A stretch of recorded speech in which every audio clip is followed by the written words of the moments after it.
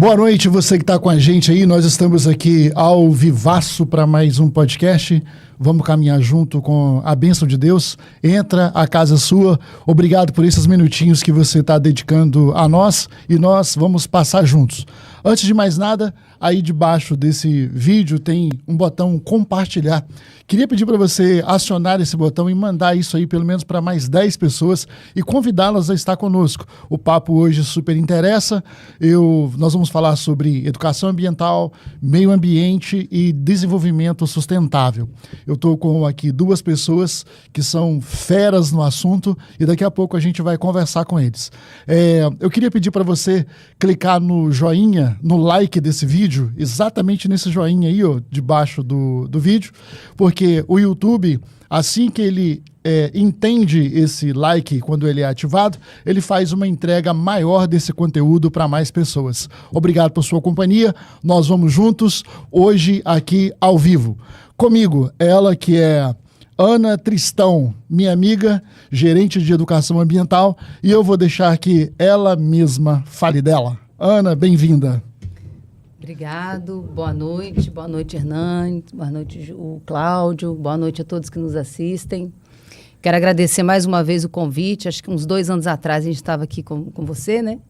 Falando um pouquinho do nosso trabalho. Então, eu sou a Ana Tristão, estou gerente de educação ambiental do Instituto Estadual de Meio Ambiente e Recursos Hídricos, IEMA, né? Sou servidora há 19 anos e há 5 assumi a função de estar à frente da gestão da educação ambiental, um tema muito desafiador.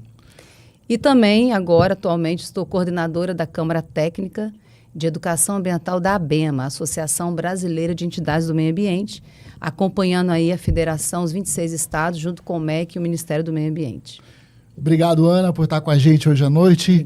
O currículo é vasto e tem autoridade para falar do assunto. Então, o chat é liberado, você pode perguntar o que você quiser. Mande as perguntas para cá. Pergunta o que você quiser. Isso não significa dizer que eles vão responder. Cláudio Leal, meu amigo Cláudio, meu irmão. Microfone aberto, vou pedir que você se apresente, fale do Ibramar e dê boa noite para o nosso pessoal de casa aí. Cláudio, com a palavra. Boa noite, Júnior. Boa noite, a Ana. Gostaria de externar o meu prazer de estar aqui conversando com vocês e também contribuindo aí nesse debate que com certeza aí vão ter histórias e vão ter temas assim bastante atuais e que permeiam a nossa vida, né? Eu sou estou como presidente do Instituto Ibramar. O Instituto Ibramar é uma organização da sociedade civil. Ela tem 16 anos. Ela foi fundada em 1º de outubro, né, de 2008. Ano passado ela debutou, fez 15 anos. E ela é uma instituição genuinamente capixaba, né, a sua sede em Vila Velha. E nós realizamos aí o principal objetivo dela na realidade, preservar, revitalizar, recuperar o patrimônio ambiental, isso permeando a sociedade civil, permeando o desenvolvimento sustentável e inclusão social. Não existe meio ambiente sem a participação da comunidade.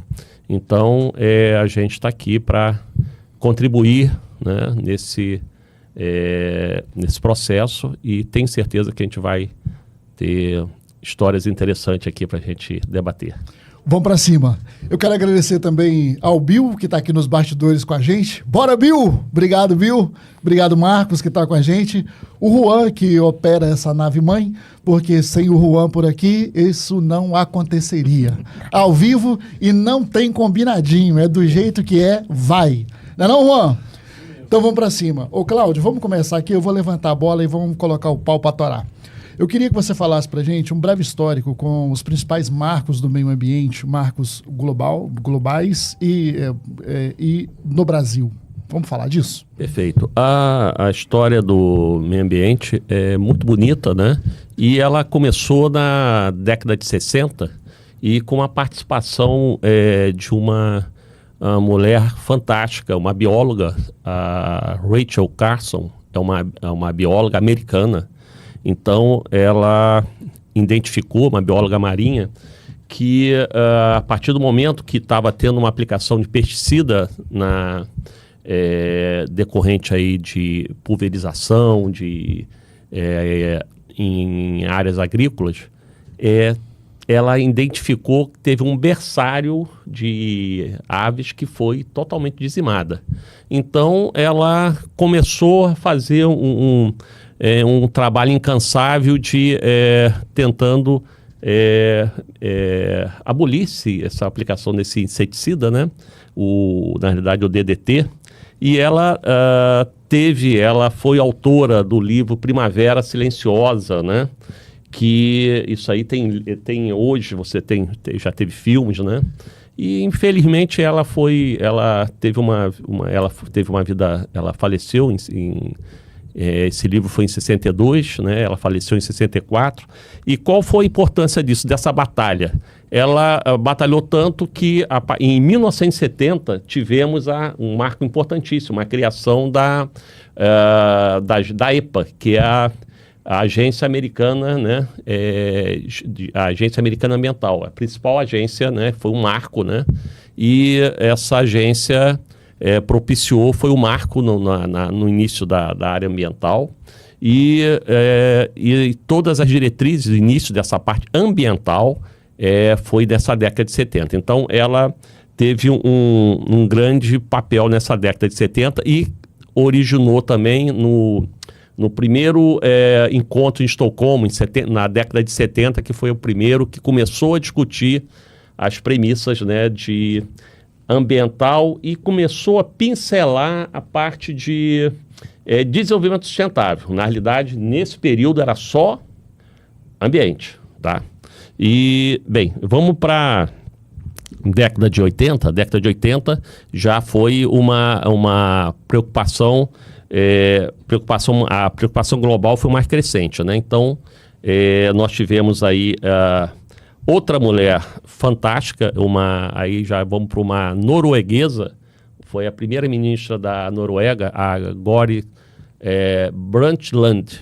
Ela era a primeira ministra da Noruega e uma médica. Então, ela, para você, isso na década de 80, né, uma mulher, ela coordenou um relatório é um marco na história do meio ambiente, o relatório Brundtland, que ela começou a introduzir o conceito de desenvolvimento sustentável, né? Então começou esse relatório, ele permeou todos os conceitos, inclusive também a parte de educação ambiental, começou a pincelar a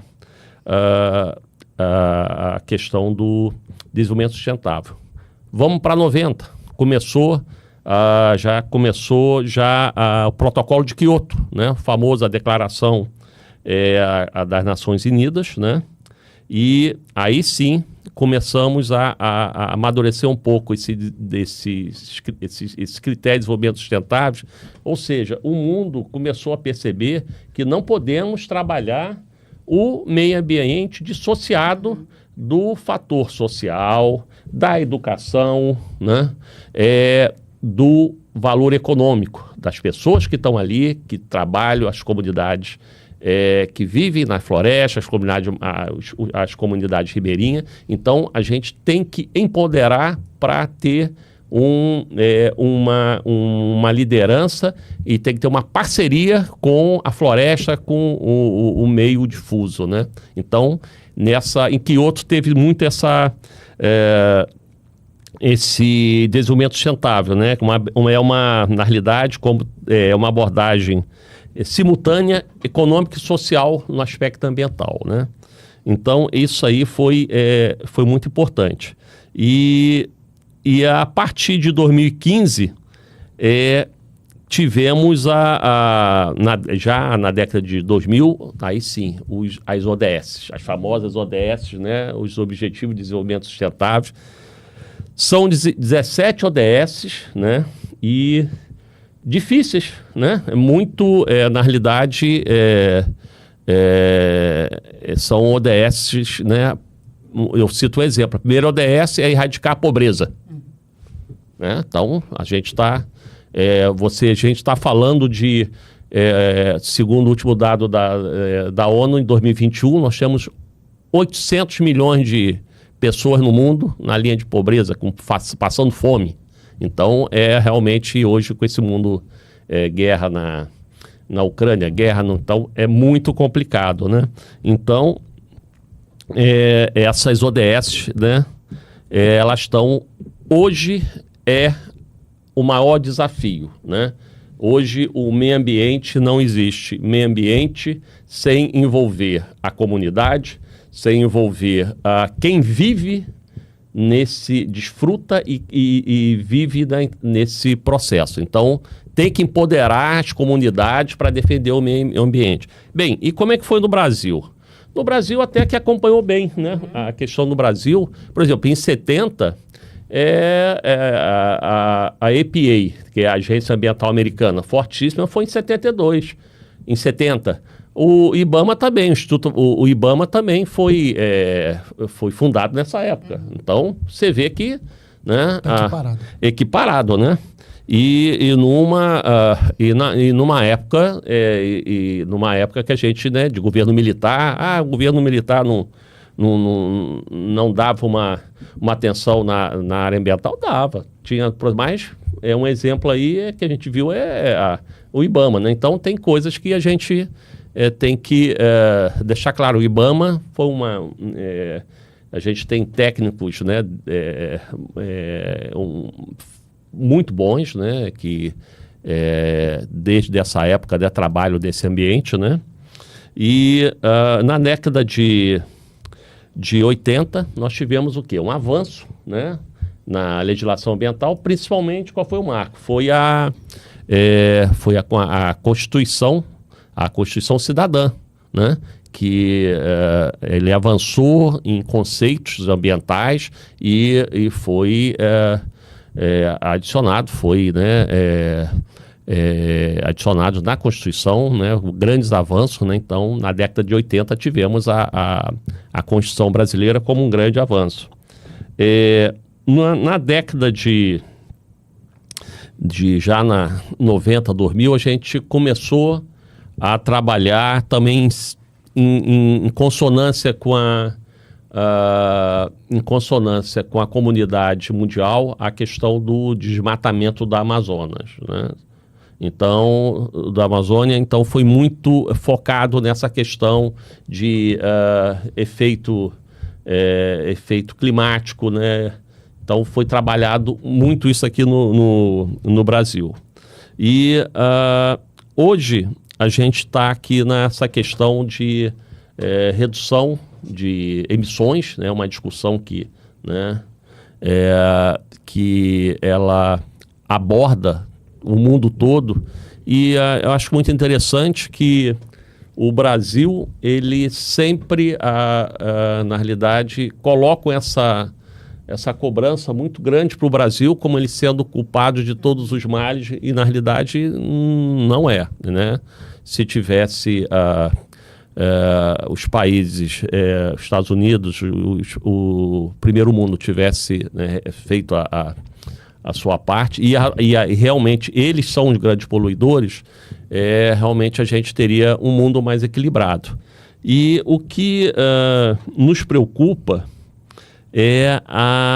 esses acordos que achando que vamos fazer uma restauração florestal, isso vai acabar com todos os nossos males. Não vai acabar. Na realidade, hoje a gente precisa que as comunidades que vivem nesses habitats, elas sejam empoderadas, e que esses ambientes geram renda para ela proteger. Então não adianta, isso é um exemplo que no projeto que a gente está lá agora o Ibramar está no Maranhão. O que está acontecendo? A gente está pagando a comunidade para coletar semente.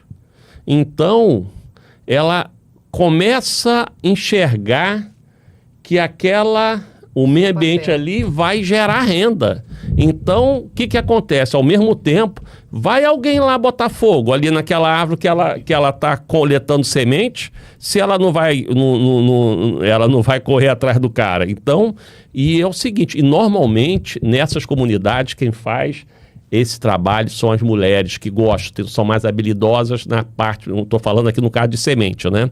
Então, esse é um exemplo. Então, o que o mundo tem que fazer? Tem que financiar isso, tem que empoderar essas comunidades, né? Olha, eu quero... Não adianta você ficar como Macron, esse Macron ficar na Champs-Élysées tomando um Moët Chandon, né? Fumando um charutão e achar que e dizendo que não e dizendo que a gente não, o terceiro mundo tem que fazer isso, não tem que ir lá, então tem que pagar essa comunidade, ela tem que ter renda para proteger as florestas. Ô, Cláudio, deixa eu aproveitar o gancho aqui. Ô, Ana, deixa eu trazer você aqui pro bate-papo. Deixa eu te falar um negócio. Como a educação ambiental, em cima dessas informações que o Cláudio está trazendo para a gente, como a educação ambiental pode contribuir para a importância dessa conscientização e preservação do meio ambiente? Como é que a educação pode contribuir com isso? A gente costuma dizer que a educação ambiental é resistência e resiliência. Porque ele está falando exatamente do que a sociedade hoje fala do desenvolvimento sustentável, mas o que de fato é sustentável, né, Cláudio? E aí, quando a gente coloca da sustentabilidade, a gente já vê que virou um marketing, né? Virou um chavão, todo mundo fala da sustentabilidade. E a educação ambiental, ela se põe o tempo todo no papel de ela ser contínua e permanente, ela precisa desse espaço, né? Ela tem que estar o tempo todo se mostrando. Porque qual é o nosso papel? É sensibilizar para conscientizar.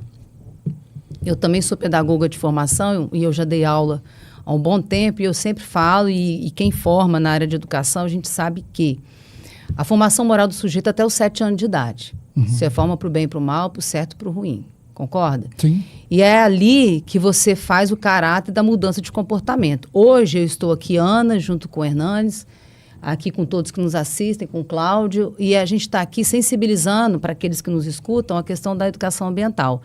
Então, hoje eu não faço a mudança da conscientização, eu estou sensibilizando para uma causa que é dramática, ao tempo todo é dramática, a gente precisa falar realmente do meio ambiente, que a gente está no espaço do meio ambiente, aqui, o espaço aqui do podcast é um espaço ambiental, e o tempo todo, o seu corpo é o meio ambiente, então a gente precisa cuidar de um todo, é tudo muito envolvido, nada é dissociado. O Cláudio falou aqui, e é válido, você vê que é uma linha né, do tempo, que as coisas vão se amarrando e a gente não tem como dissociar. A gente vê, nós estamos na época do verão, né, com tempestades acontecendo, que antigamente era tudo muito definido, né, verão, outono e inverno.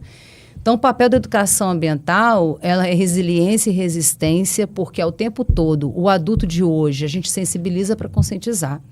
E a criança, até os 7 anos de idade, a gente sabe que a gente consegue conscientizá-la para esse mundo, que hoje é a geração presente e já é futuro. A gente tem que pensar o de lá, tem que pensar o de hoje e já trabalhando, pensando no futuro. Então, a gente não pode parar. Se a gente pensar e esmorecer que não está acontecendo nada, tá, e é por isso que a gente precisa sempre estar fazendo. Se a gente parar para pensar no histórico breve que você trouxe para a gente começa a pensar que, se você colocar de 70 para cá, faz pouco tempo que estamos trabalhando. Exato. Isso de modo sério. É verdade, isso? Verdade. De modo sério. Ô, Cláudio, tem um paradoxo que eu queria que você falasse para a gente um pouquinho, a Ana pode dar contribuição também. Existe o paradoxo do seguinte, você já pensou, se você compra um apartamento de 3 quartos, beleza? E está feliz com a compra do seu apartamento. Aí vem alguém que diz que o governo diz assim para você, as leis dizem assim, olha, você comprou um apartamento de 3 quartos, mas você só vai poder usar 2, porque você vai continuar pagando o IPTU, continuar pagando tudo certinho, mas você não pode usar, ninguém pode dormir ali. Você concordaria em comprar um apartamento de 3 quartos e deixar sem usar e sem poder colocar nada lá dentro? Mas isso existe, sabia disso? Isso é um paradoxo. É um paradoxo. E qual que é esse paradoxo? É a briga da reserva legal com desenvolvimento sustentável e a área rural. Você comprou a terra, mas não pode plantar nela toda. Você tem que destinar um quarto daquele imóvel. Não é um paradoxo isso? Fala para mim como é que o produtor rural convive com isso.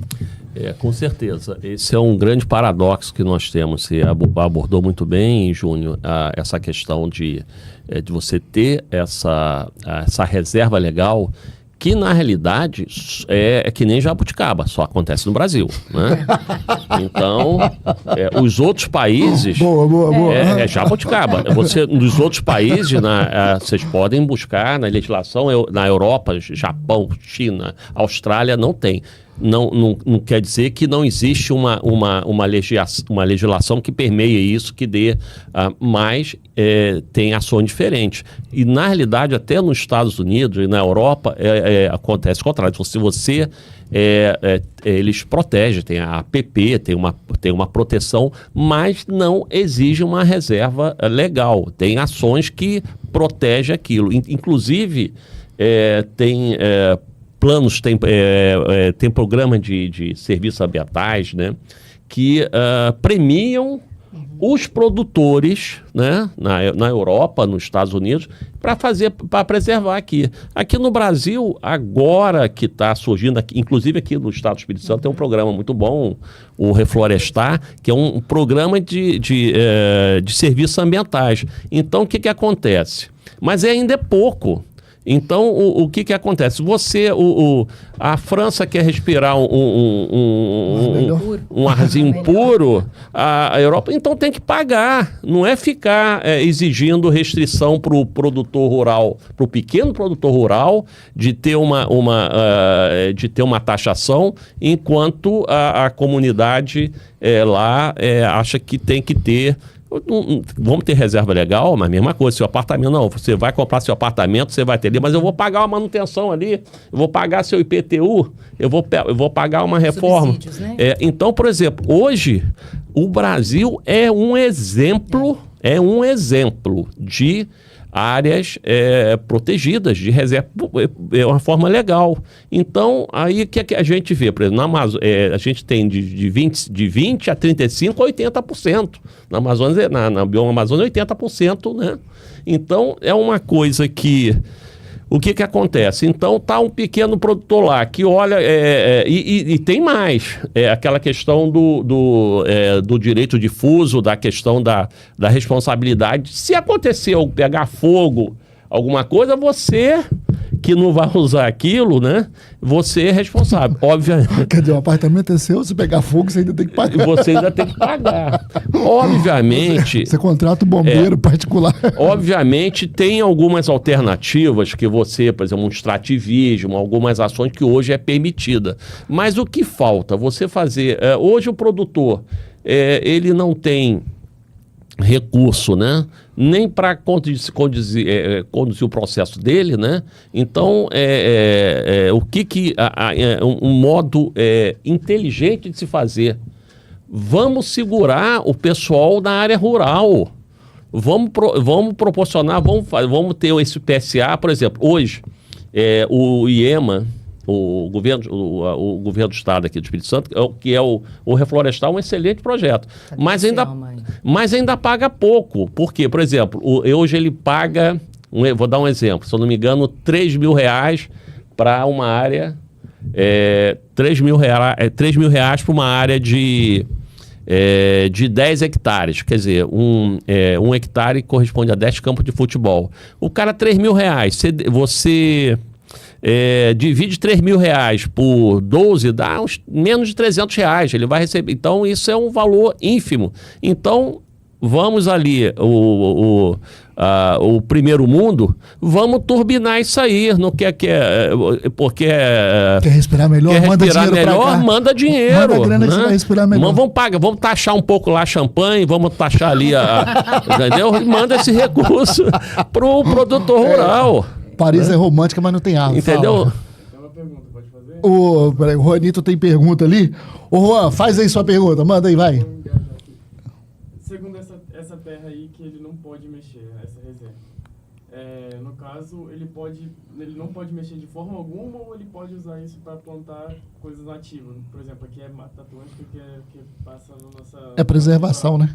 É preservação. Ele pode plantar plantas, árvores que é da própria da própria espécie, da própria área? Pode sim, ele tem, na realidade, ele tem restrições, mas ele pode, a questão do extrativismo, ele pode plantar espécies nativas, pode usar fazer um uso dessas espécies, ele pode fazer um sistema agroflorestal, né? Mas é pouco, né? É pouco. Para manter. É pouco e a responsabilidade é muito pouco. Então, isso, os próprios... Hoje se fala muito de crédito de carbono, né? Que a princípio um crédito de carbono, uma reserva legal, ele já não pode ser valorado porque já é uma obrigação legal. Mas o mundo reconhece. Pô, eu acho muito, muito pesado, né? Ter no Brasil isso aí, mesmo podendo, no Código Florestal, tem algumas atuações, como o Juan colocou ali. Você pode ter um extrativismo, você pode plantar, fazer um sistema agroflorestal restrito, com 50% de muda nativa, mas é muito pouco você... ter essa responsabilidade, você não restringir de uma atividade produtiva. Se você tem uma atividade, por exemplo, de café, você não vai poder... pode fazer uma coisa parcial ali. Então, os agricultores, no pequeno e o médio, principalmente, a gente precisa no Brasil ter uma revolução como teve a Embrapa nos grandes agricultores, né? Que foi uma coisa, a agricultura tropical. Então a gente precisa fazer um esforço de educação ambiental, de recursos para o pessoal motivar a ficar na sua propriedade. Ana, vamos lá. Deixa eu fazer uma pergunta para você aqui. O IEMA tem programas, tem pelo menos 7 programas aí, seriam não formais, é isso? Na educação ambiental. Voltado para a educação ambiental. Então, fala para a gente aí, dá uma pincelada nesses 7 programas. Vamos começar aqui? Eu vou falando, você vai pontuando e explicando para o pessoal. Queria que você falasse para a gente sobre o programa O Nosso Quintal. O programa Preservando o Nosso Quintal. É um programa que a gente... Bom, voltando um pouquinho, para dar uma contextualizada... O Estado do Espírito Santo, a gente tem a Lei Nacional da Educação Ambiental, que é a Lei 9795, em 99, né, onde o MEC, o MMA, criou a Política Nacional de Educação Ambiental, e os estados com o dever de criar suas políticas, né, que é a lei. Política é a lei de educação ambiental. O nosso estado criou a nossa lei em 2009, né, eu já estava no IEMA, não à frente da gestão, mas era equipe. Então, a nossa lei é 9265. Né? Em regra, a lei constituída, a gente cria o programa estadual. E esse trabalho foi feito, a gente viajou os nossos 78 municípios do estado e construímos o programa estadual. O programa estadual, ele traz a educação ambiental não formal, que é onde o IEMA, uma autarquia vinculada à secretaria, né? Deve-se trabalhar a educação ambiental não formal. O que é o não formal? Fora do espaço escolar. Sim. Quem faz esse papel hoje é a SEDU, Secretaria de Educação, que trabalha a educação ambiental formal no currículo. Em sala de aula. Em sala de aula. E de forma transdisciplinar, né? Porque a lei nos traz que a educação ambiental não é disciplina. Por ela ser um tema transversal, ela perpassa. Hoje ela entra como disciplina a nível superior. E aí, dito isso, a gente está implementando o nosso programa. Então, o Estado do Espírito Santo, eu fico feliz em poder dizer, até porque hoje eu estou à frente dos estados, né, da federação, acompanhando, nós aqui, poucos outros, que está caminhando já para a municipalização dessa educação ambiental. Que é isso? Levar para os municípios essa política municipal. Né? Hoje o Ministério Público também nos acompanha. A gente tem a SEAMA e SEDU, que são as secretarias responsáveis pela política. A nível federal é o MEC e o MMA. Estadual é o SEAMA e SEDU. E os municípios seriam as secretarias municipais de educação e meio ambiente. Então, a hierarquia é essa. E o nosso estado, né, independente de ser apenas 78 municípios, porque é desafiador, né, Cláudio? Independente da quantidade de municípios que seja, se é 140, se é 102, se é 192, o trabalho é o mesmo, porque você tratar a política pública, que é o que o Cláudio está colocando, né, dos insumos, né? O Estado precisa importar mais subsídios para que aqueles que estão na ponta possam valorizar a questão ambiental de fato, e aí continuar fazendo com que as coisas sejam perenes e sustentáveis de fato. E feito isso, a nossa equipe estruturou programas, que é um guarda-chuva, né, dentro do programa estadual, que nos trouxe, com esses municípios que a gente caminhou e o Estado, a gente trouxe as linhas de educação ambiental. E aí trouxeram recursos naturais, precisa ser trabalhado, recursos hídricos, educomunicação, política pública, educação ambiental no licenciamento. E aí criamos os nossos programas, que têm os projetos sendo desenvolvidos. E para isso a gente tem indicadores quali e quantitativos. Mensalmente a gente apresenta isso, né, na gestão, e também fica a gestão à vista no site do IEMA, tudo que a gente está fazendo, até porque a gente precisa cumprir, né? A gente é o servidor público, a gente está para servir a sociedade, porque antes de eu ser servidor, eu sou cidadã também. Eu preciso que o dinheiro público seja revertido. Sim, em benefício. Em benefício. E aí, o Preservando Nosso Quintal, ele vem para cumprir a linha do Recursos Naturais. É um programa que a gente estruturou as nossas unidades de conservação. A gente já tem livro escrito do Paulo César Vinha, Pedra Azul. O livro de Itaúnas acabou de ser finalizado, a gente está no processo de revisão. Itaúnas é a unidade de conservação. O Monache, que é o Monumento de Serra das Torres. A Rebio, Reserva Biológica de Duas Bocas, que está aqui em Cariacica. Então, a gente vai fazer essa construção, e não é qualquer livro, é um material gigantesco. Estou devendo, era para ter trazido para você aqui os 2 exemplares que a gente tem. Com isso, a gente dissemina a acesso à informação da sociedade como um todo, não só aqui, né? Ele já está virando assim, um material didático até para muitos municípios do nosso estado, porque ele é vasto desde a questão ambiental, social e econômica, porque a gente tem que trabalhar a educação socioambiental. E com ele a gente dissemina, a gente tem os municípios do entorno das unidades, principalmente, que a gente leva a formação para os professores e também para a comunidade do entorno, que vocês sabiam que tem gente que é vizinho a uma unidade de conservação, que é o Parque Estadual, né? Porque não é um parque de diversão, as pessoas às vezes têm costume, né? Não desconhecem os termos. A roda gigante não está lá, A roda gigante não está lá, né? O pessoal não sabe. O entretenimento, né? Então, é uma unidade de conservação, uma reserva protegida, né? Ambientalmente, que é uso público, né? Ela é de uso público, que a sociedade visita e tem as suas restrições. Mas, dito isso, as pessoas às vezes desconhecem. Conhecem, às vezes, no cartão postal ou na televisão. E está do lado ali. Está no nosso quintal. Está no nosso quintal. E aí a gente tem feito essa parceria com os municípios do entorno das unidades, faz acordo de cooperação para pegar esse material, esse livro, porque um livro em si só ele vira, às vezes, um enfeite de estante. Não é essa a nossa proposta. A gente tem que disseminar o acesso à informação e, com isso, a gente trabalha a formação com os professores. A gente tem essa parceria com a Escola de Serviço Público do Estado, a ESESP, e a gente já começou esse trabalho. E depois a gente faz oficinas com as comunidades mesmo. A gente vai lá na base da comunidade. Legal. E esse é o Preservando Nosso Quintal. Então, nosso desafio é estar caminhando com essa proposição. Nós temos os nossos rios, e o Cláudio também trabalha na preservação de rios, né? Aqui é ao vivo, pessoal. Tocou, é ao vivo, sai nos microfones, porque é assim que funciona. Então, fala pra gente do programa Preservando Nossos Rios. Preservando Nossos Rios também, ele veio na proposta do Nosso Quintal, e a gente lançou ele em outubro do ano passado.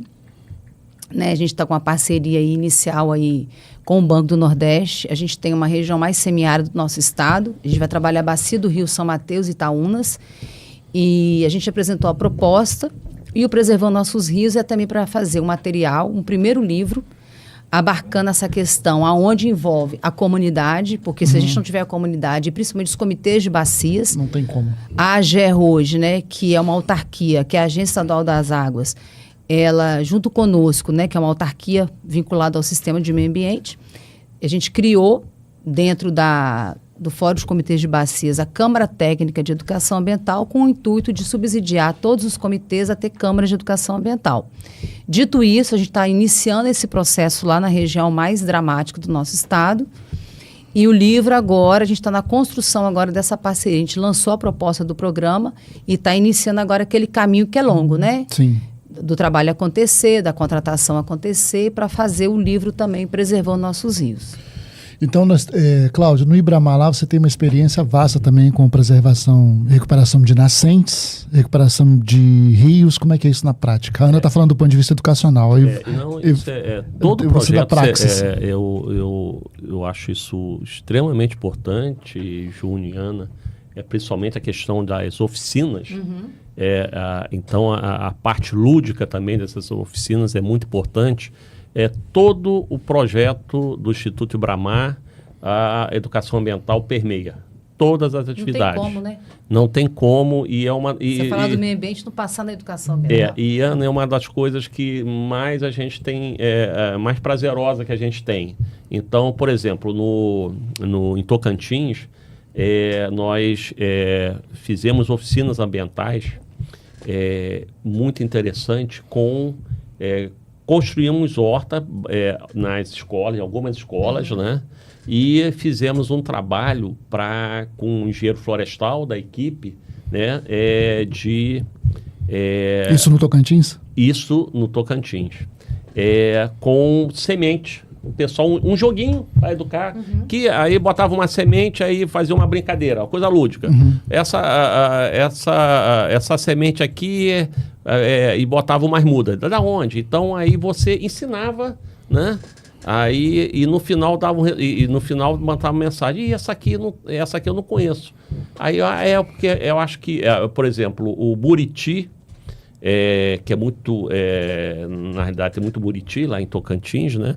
Então a gente tinha as oficinas, ela tinha um viés, um foco de despertar, né? Na comunidade. Mas por que não tem mais tanto Buriti assim? Então isso é uma coisa assim que saltava os olhos. E na realidade, a minha área, eu sou geólogo, né, de formação, e eu trabalhei muito tempo, né, a minha formação, eu trabalhei muito com águas, né, na própria Petrobras. A Petrobras todo poço, nos poços de petróleo, todo poço não encontrava petróleo, mas todo poço tinha água, né? Água doce, salgada, salobra, mas todo poço. Então, na realidade, o geólogo ele estuda toda essa hidrodinâmica, né? Então, eu aproveitei essa oportunidade e trabalhei muito com essa questão de água subterrânea, principalmente água subterrânea, né? Então, a questão de recursos hídricos também, o Ibramar, ele também tem um trabalho muito interessante de preservação de nascentes, né?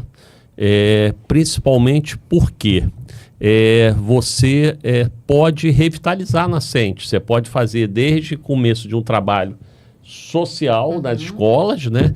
É bacana, Júnior, você vê as crianças, você indo, né?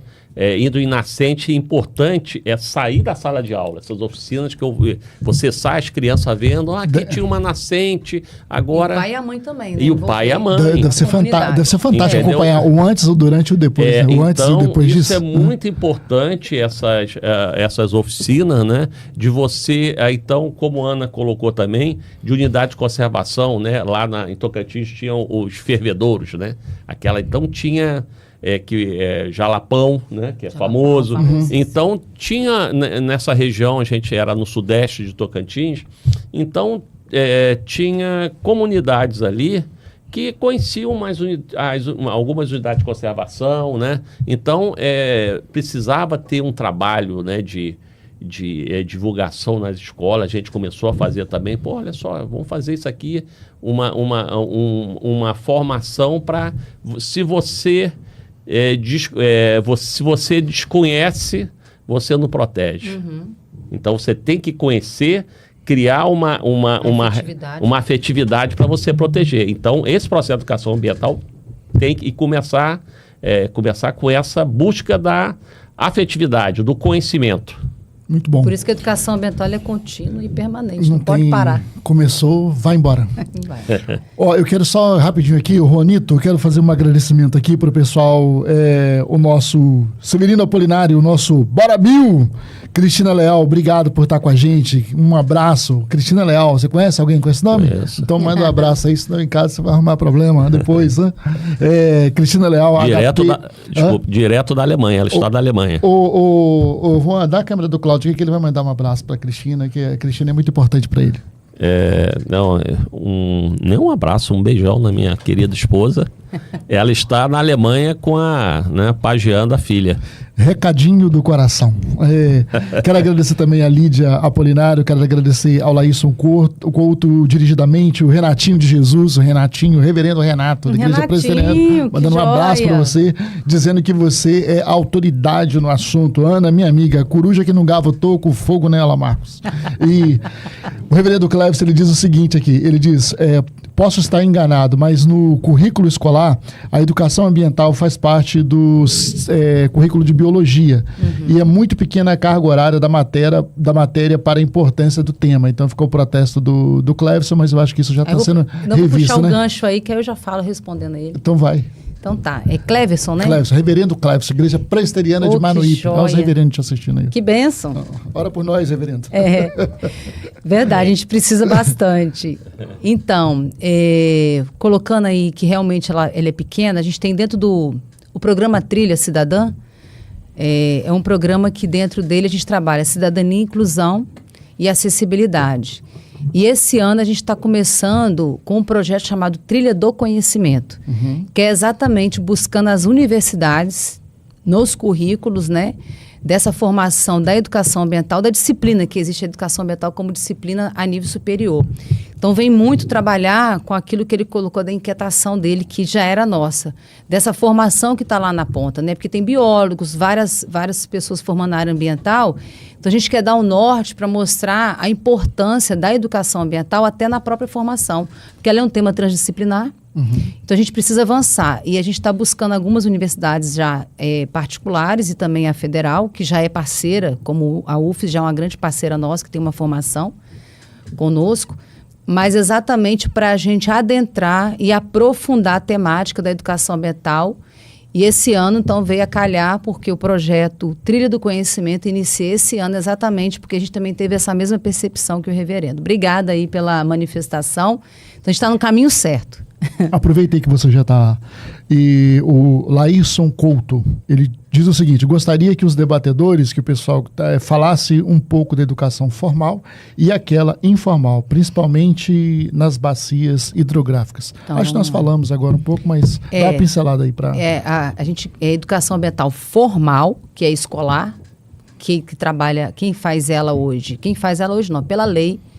Os órgãos gestores da política, da lei, que tem que comandar é a Secretaria de Estado de Meio Ambiente, que trabalha a educação ambiental não formal, que ela que permeia a transdisciplinaridade, que eu acabei de dizer, de várias linhas de atuação, e a Secretaria de Educação do Estado, que trabalha a educação formal, né? A gente não fala informal, é formal, não formal e formal, que é no currículo escolar.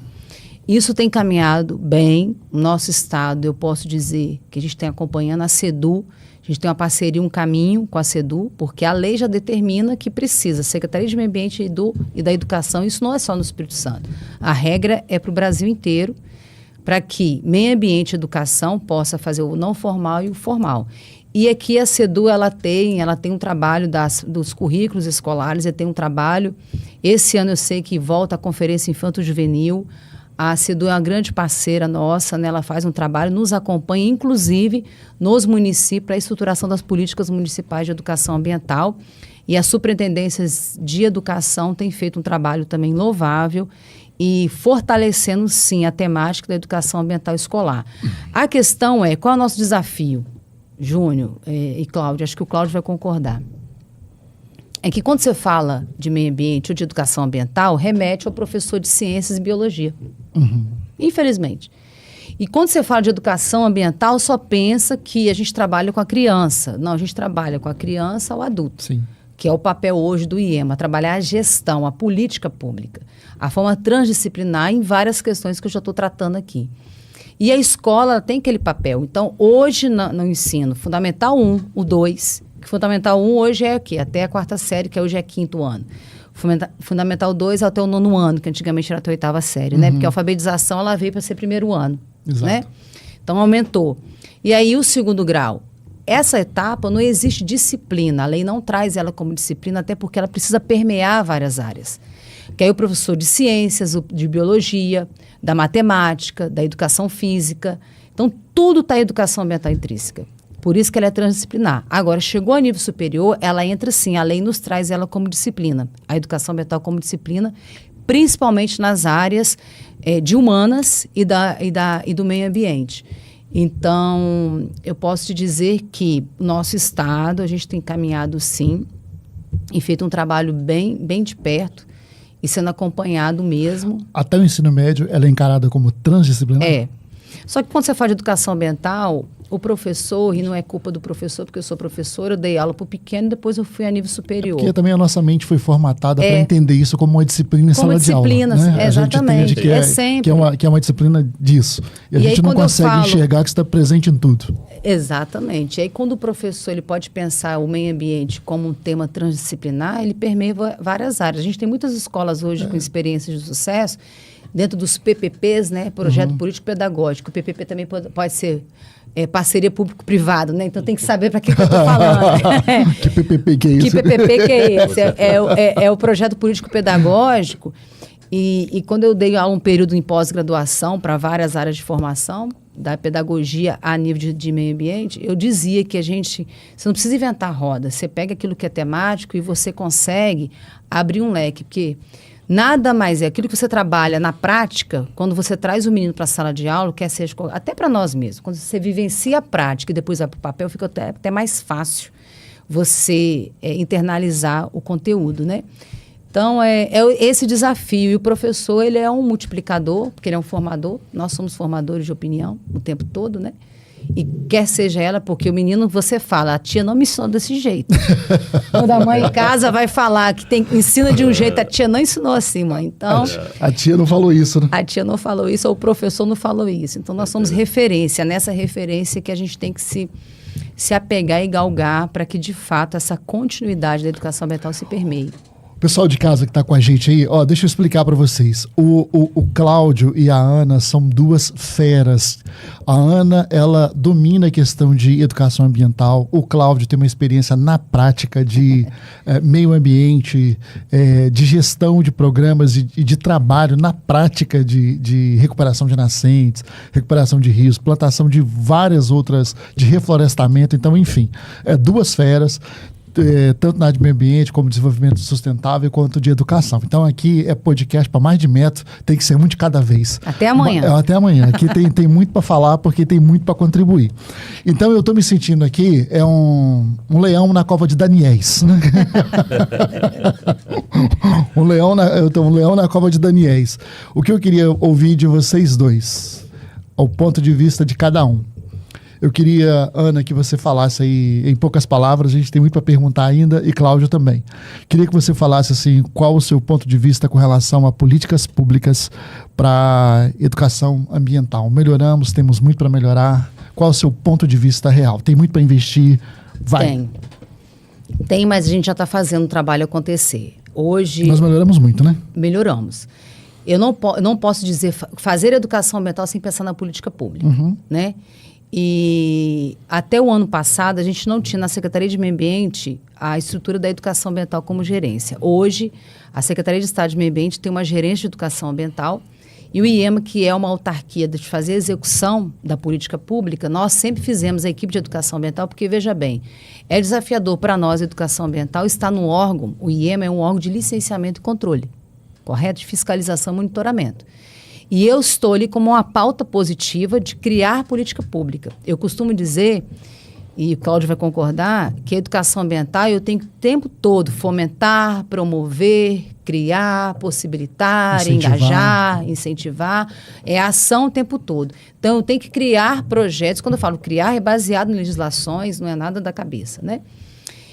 Porque, para eu criar isso, é a política pública para executá-la. Então, a gente sempre fez a política e fez a execução dela. E a gente começou a caminhar, como o nosso Estado está bem estruturado, e eu digo para você que nós já somos referência no Brasil com a questão da política pública de educação ambiental. Infelizmente, eu fui convidada a estar coordenadora da Câmara de Educação Ambiental da ABEMA, né? Que é a Associação Brasileira de Entidades do Meio Ambiente, junto com os 26 estados da federação, para fortalecer os outros estados, que você sabia que tem estado aí que não tem nem a lei de educação ambiental estadual. Tem estado que tem a lei, não tem o programa e não está executando nada. A roda está quadrada ainda. Está quadrada. Então, nosso desafio hoje, a gente vai fazer esse trabalho, e aí eu estou convidada também a compor o Comitê Assessor da Política Nacional. Estou lá junto com o MEC, tomei posse em outubro do ano passado, e o MMA, até por esse trabalho que o Espírito Santo tem se despontado. E em 21, nós temos uma parceria com a Universidade Federal do Espírito Santo, né, com a Secretaria de Meio Ambiente do Estado, com a Secretaria de Educação, com a AGE, e o Ministério Público hoje criou a Coordenação de Educação Ambiental dentro do MP. Doutora Ana Carolina Gonçalves é a promotora que nos acompanha no nosso estado. E a gente tem um trabalho de fazer um curso de extensão, de gestão, né, e a gente tem um trabalho todo delineado, que aqui não vale colocar em linhas, né, mais aprofundadas, mas é um aperfeiçoamento que a gente tem de março a outubro de todo ano, com a Universidade Federal do Espírito Santo, pela extensão da UFES, é um curso de extensão. E aí, esses servidores dos municípios fazem uma capacitação com professores mestres e doutores da UFES, é uma parceria que nós temos com a universidade, capacitando eles, porque o dever de casa depois, nós, essa equipe da portaria conjunta, que a gente chama, Secretarias de Estado, as autarquias vinculadas, o Ministério Público, vamos aos municípios e fazemos as oficinas de diagnóstico participativo para a elaboração das políticas públicas municipais de educação ambiental. Então, o que existe hoje no cenário federal, que é o que é determinado, o nosso estado já está cumprindo e já estamos levando a municipalização... Fazer isso chegar nos municípios. ...da política pública. E aí, como o Cláudio bem coloca, a gente sabe que nossos municípios, hoje, nosso estado tem 4 milhões de habitantes no todo, se eu não estiver enganado. Né? A região metropolitana é onde está maior número de habitantes. E aí a gente sabe que tem municípios com 12 mil, 5 mil habitantes, 12 mil, 30 mil, 50 mil. Então a gente vai aos municípios, ajuda a subsidiá-los nesse trabalho de criar a lei municipal, o seu programa municipal, como foi a nível nacional, estadual, e para que os municípios tenham capacidade de desenvolver essa educação ambiental também lá, porque a gente não consegue ter pernas para estar em todos. Sim, claro. Né? Atrelado a isso, a demanda é muito grande. É grande, mas felizmente a gente começou a caminhar, a gente já está agora, esse ano, como é eleição municipal, a gente vai fazer uma metodologia diferenciada, porque em 21 nós fizemos os municípios, com 12 municípios, e a gente dividiu os municípios pelos consórcios, que hoje os municípios se consorciaram, até por conta do licenciamento ambiental, que hoje é impacto local. Uhum. Então, os municípios hoje têm o dever de licenciar, né? E o IEMA tem outras frentes de acompanhamento de licença de grandes empreendimentos, né? Mudou a régua. E aí, esses municípios que já estão com impacto local precisam levar a educação ambiental também para aquelas empresas que estão ali, pequenas ou não, mas de alguma forma para trabalhar ali a educação ambiental também com a comunidade do entorno, principalmente a comunidade. Porque ali as comunidades estão próximas aos rios, tem as comunidades tradicionais, né? E os comitês de bacia estão ali, intrinsecamente envolvidos. Então, é um leque que a gente está fazendo forte. Em 22, a gente trabalhou com 17 municípios, pegamos municípios do Caparaó, envolvemos também do centro-noroeste do estado. Então, hoje a gente já está com metade dos municípios em formação, e a gente faz a formação, depois fazemos a oficina, e aí eles têm um tempo para criar suas leis. E quem os fiscaliza e quem cobra isso é o Ministério Público, que está cobrando os municípios de apresentar essa lei. Então, está tudo muito estruturado e, felizmente, a gente está caminhando aí muito bem. O Cláudio, a Ana detalhou para nós sobre essa questão de políticas públicas. Eu quero te ouvir porque você, com o Ibramar, você tem programas aí no Tocantins, já está executando, né? Sim.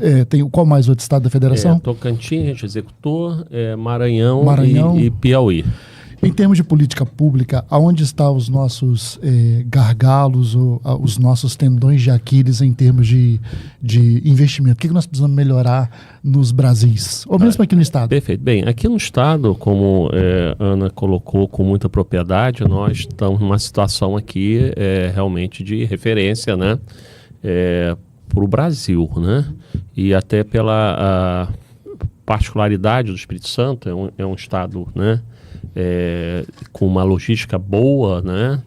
Boas escolas, tem então isso facilita comitês de bacia bem estruturado. Isso é uma coisa importante.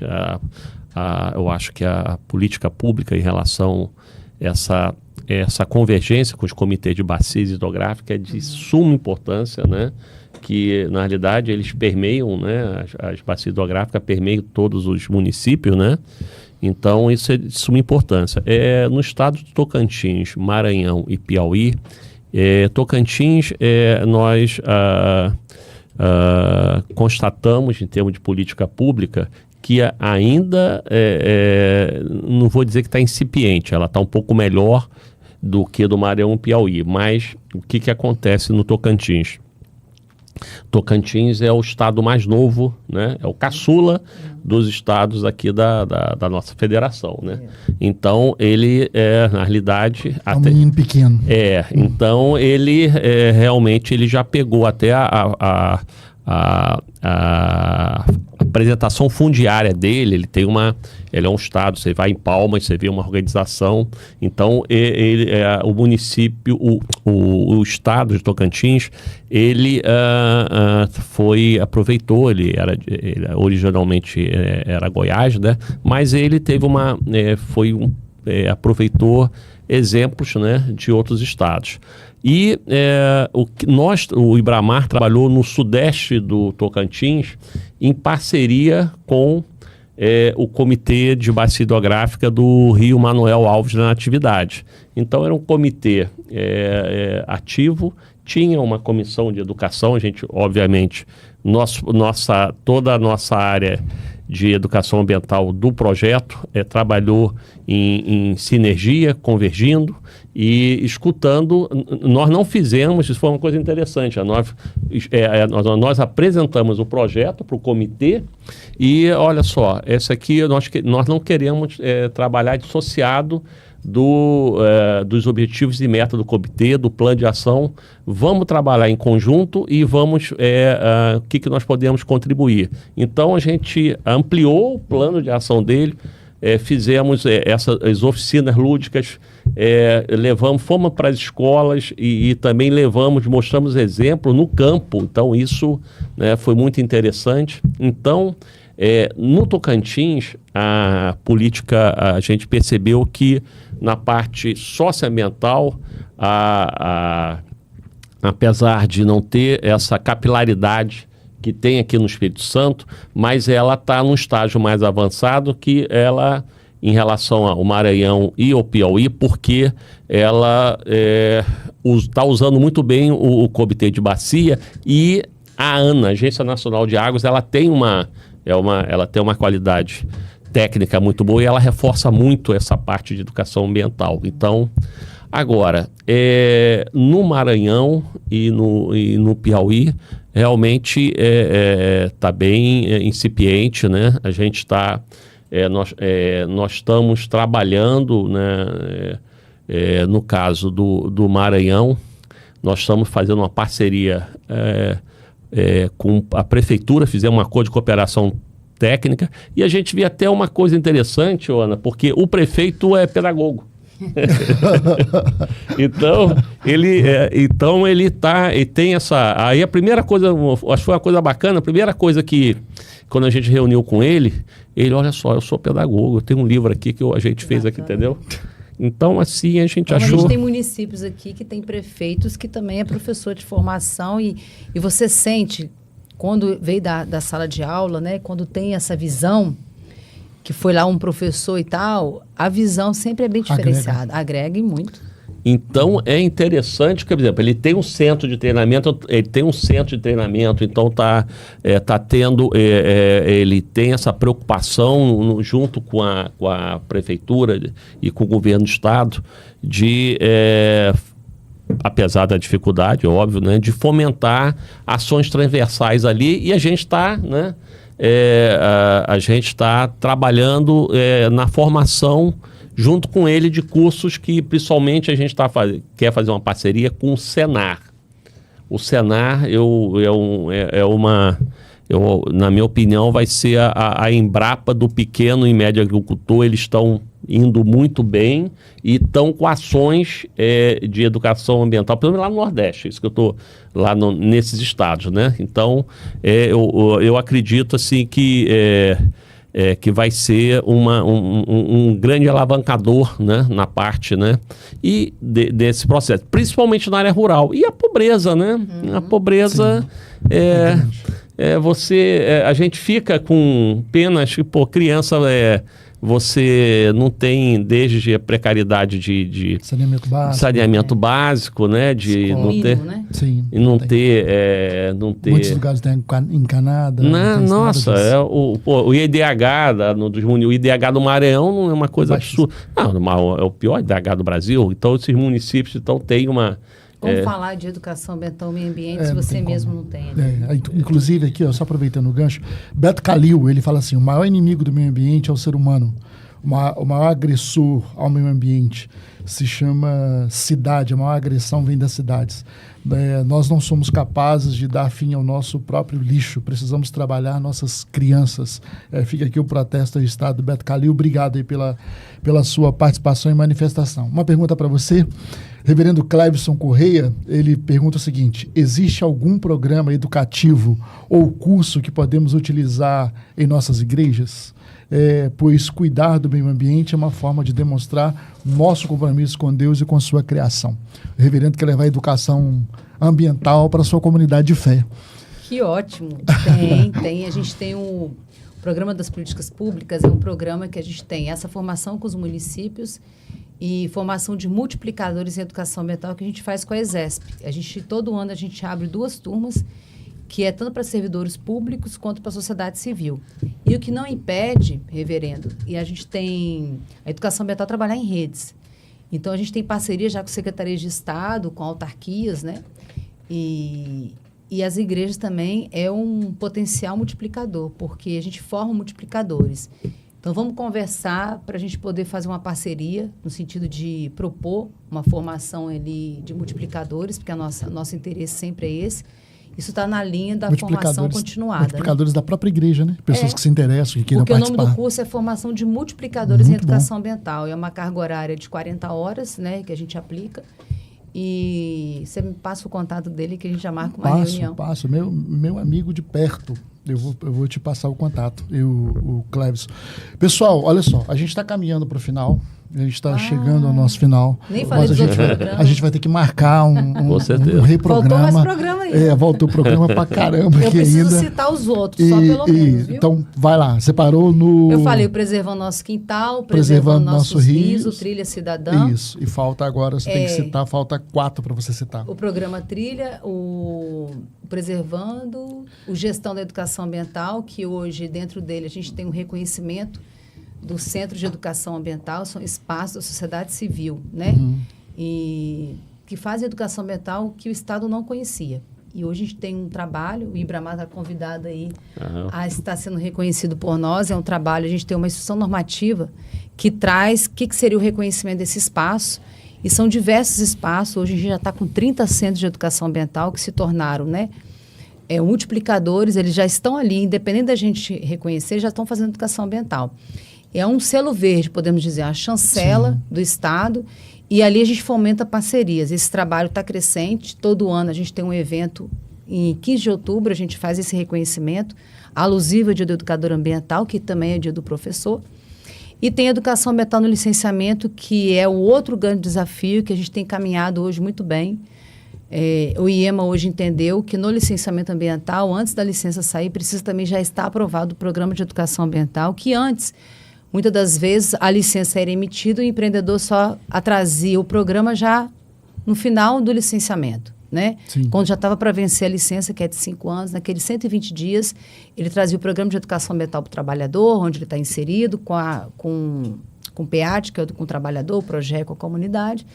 Então, a gente tem uma equipe de educação ambiental no licenciamento. A gente está agora publicando, dentro de mais tardar 60 dias, uma adição normativa nova, organizando a educação ambiental no licenciamento, as regras que vai ser novas postas aí para a sociedade. E não é para engessar, é só para a gente mostrar que a educação ambiental ela precisa estar antes de todo o processo, né? E tem Lançamos também programa políticas públicas, eu falei que é com os municípios e a formação de multiplicadores, falei do Trilha Cidadã, gestão da educação ambiental que eu acabei de dizer. Tem o sexto que é E programa aí, de o programa de sustentabilidade e segurança em ação é um trabalho que a gente está em parceria com a Secretaria de Segurança Pública, está iniciando ele, é um trabalho que a gente vai fazer formação com Polícia Militar Ambiental, Militar de Rua, Defesa Civil, Polícia Civil, todos envolvidos na área de segurança pública, porque antes de você ser um agente fiscalizador, você acaba sendo um educador ambiental, né? Até mesmo na hora que você está multando, você está falando por que você está multando. Com certeza. Né?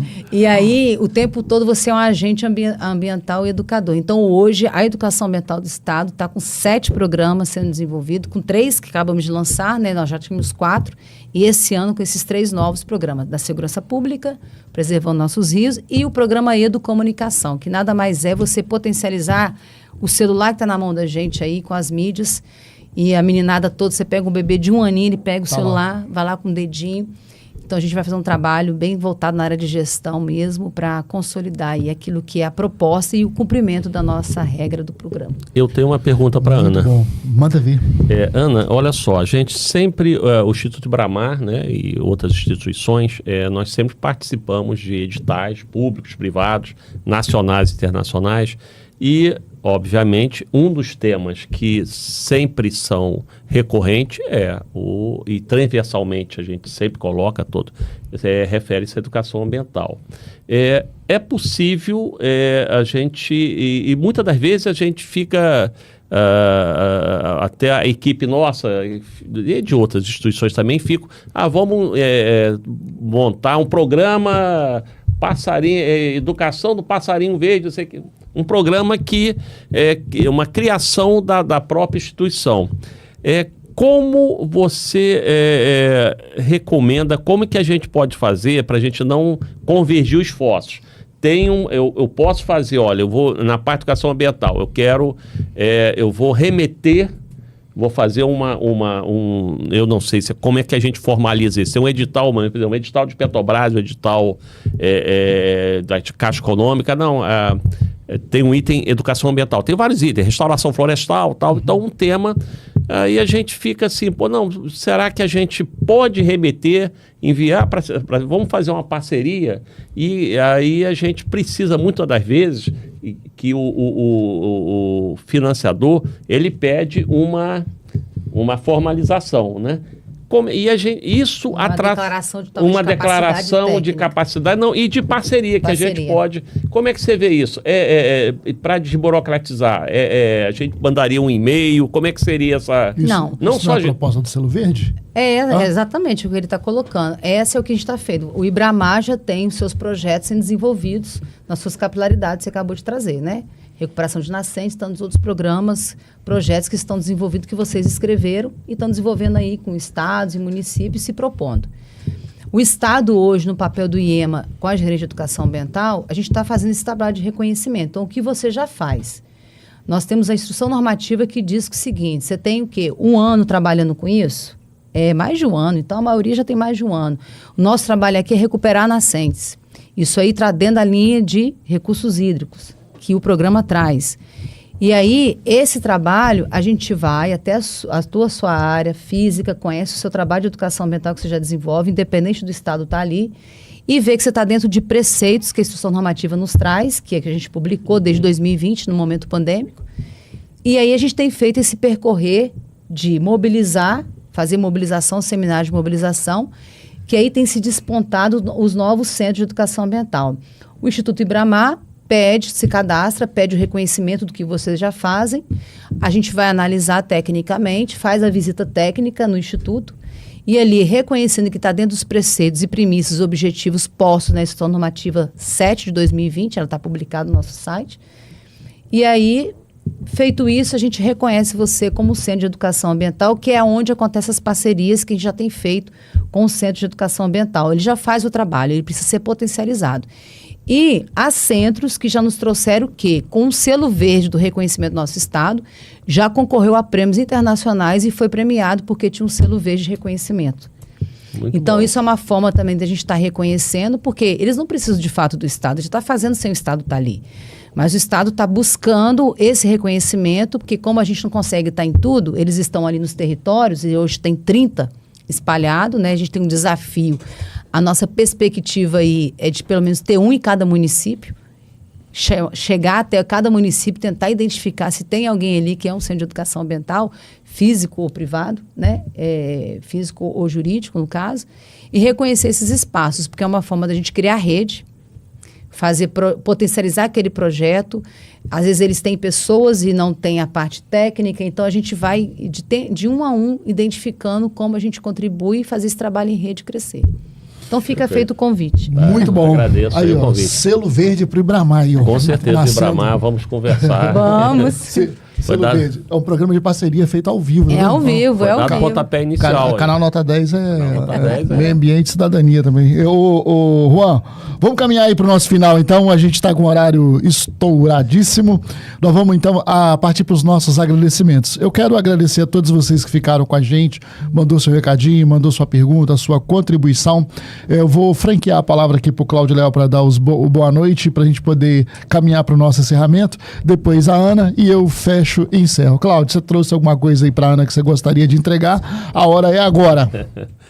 Bem, eu fico agradecido aí com o convite, né, Júnior, né, do Canal 10, Nota 10, e também com a brilhante apresentação, discussão, compartilhamento de informações da Ana, né. Eu acho que todos que tiveram a oportunidade de participar do debate, né, realmente saíram, tenho certeza que saíram bastante satisfeitos. E educação, aquele processo contínuo, meio ambiente também é um processo de construção, e que você sempre vai aquele tal do PDCA, né, de gestão, né. Então eu gostaria aqui trouxe aqui uma lembrança aqui do Instituto Ibramar, dos projetos, né. Lá a gente trouxe para você conhecer do projeto de Tocantins, né?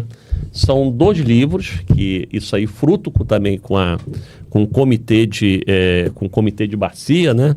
Então, o primeiro ele revitalização e conservação de bacia hidrográfica, são tudo que a gente realizou lá em termos de orientações, tem artigos, né? Conceitos, né? E nesse livro ele foi coordenado pelo nosso professor que fez a pergunta, Laísson Couto, Que legal. né? Que trabalhou conosco, né? Eu parabenizo aí pela coordenação desse primeiro livro, né? Eu fiz aqui para otimizar recursos, já fiz aqui Eu já ia dar a caneta. eu já fiz para otimizar, já fiz aqui uma... Depois tem que fazer a foto, né? No final. Vou fazer a foto. E o final, segundo com certeza. livro, esse segundo livro, né, também é uma coisa interessante, que fala sobre todo o processo, tem os processos de educação, né, as oficinas, todo o processo que a gente desenvolveu, né. Então, esse aqui é o professor, o Laísson Couto, né? Então, esse segundo livro, ele já aborda os processos em si, a parte prática, né? Então, livros pra você, essa bolsa também... Deixa eu mostrar aqui pro pessoal de casa, aqui, ó. Juan, me dá minha câmera aqui, enquanto o Cláudio entrega ali pra Ana. Olha aqui isso aqui atrás, gente. Olha aqui, Ana, quem é que tá patrocinando isso aqui, ó. Caixa Econômica Federal. Trouxe, e aqui os livros. Trouxe aqui, 2 copinhos também, que a gente anda nas oficinas, educação. E o nosso... Pode voltar lá, Juan, pra eles. E o nosso folder, né? E a bolsa, né? Para você, a bolsa que a gente... Já sai com bolsa e tudo. Mulher sem bolsa não é mulher. Então, eu trouxe até o Marcos para carregar. Isso Eu tenho um marido já para carregar. Eu também, Júnior, eu gostaria de deixar aí para sorteio, para aqueles... Aí eu disponibilizaria aí pro canal, aí para sorteio. Vamos depois. sortear pro pessoal de algumas, casa. E é importante. Manda para nós o kit Ibramar, né, Juan? Então fica finalizando, né? Foi muito bom, acho que a gente nem percebeu, né? No tempo foi tão informal, foi tão tão leve, né? Ana, considerações finais do seu boa noite para a gente poder caminhar para o nosso final. Júnior, eu quero agradecer. Primeiro, me desculpar o Cláudio, porque eu cheguei aqui, você me apavorou, Ana, olha, tem um horário, hein? Tô brincando. A gente tem um livro lá do Preservando, e aí eu acabei saindo, mas eu fico devendo, mas é bom que o Ibramar vai pedir o reconhecimento do centro, que ele já vai receber os materiais, então ele já recebe depois ali, né? Que aí vai ficar, já recebi... Então, deixa para o dia que a gente for reconhecê-la, assim a gente espera, como centro de educação ambiental, né? É bom que eu saí pela tangente, né, gente? Essa luvinha. E aí também disponibilizo aqui a gente entregar 2 livros, a gente faz um sorteio do Preservando Nosso Quintal, do Paulo César Vinha, né? Que é ali de Guarapari, do Parque Estadual, que está com o livro pronto, já fez um trabalho com ele, e do Pedra Azul, né? Que é um parque também muito conhecido. A gente tem esses 2 livros prontos, já fizemos um trabalho com eles, e os outros já estão no forno, né? Está saindo ainda, está indo para gráfica, e aí é todo um trabalho, né? Tem todo um processo. E eu queria agradecer mais uma vez, eu estava me recordando hoje, Júnior, acho que foi final de 2021 que a gente teve um bate-papo, né? Sim, já faz teve 3 anos, gravado, né? Foi gravado. Já tem um tempinho. E aí o Júnior sempre me oportunizando, eu agradeço imensamente o seu carinho. As portas estão abertas. Que o Júnior sempre teve com a pauta da educação ambiental, a sua sensibilidade. O canal Nota 10 sempre se preocupando com temas diversos, porque a gente te acompanha, você vê que você traz vários assuntos importantíssimos. Vamos atrás do selo verde também, tá? Vem atrás, verdade, o selo verde. E ao Cláudio, satisfação em conhecê-lo, né? A gente não tinha conhecido, eu não conheço o trabalho profundamente do Ibramar.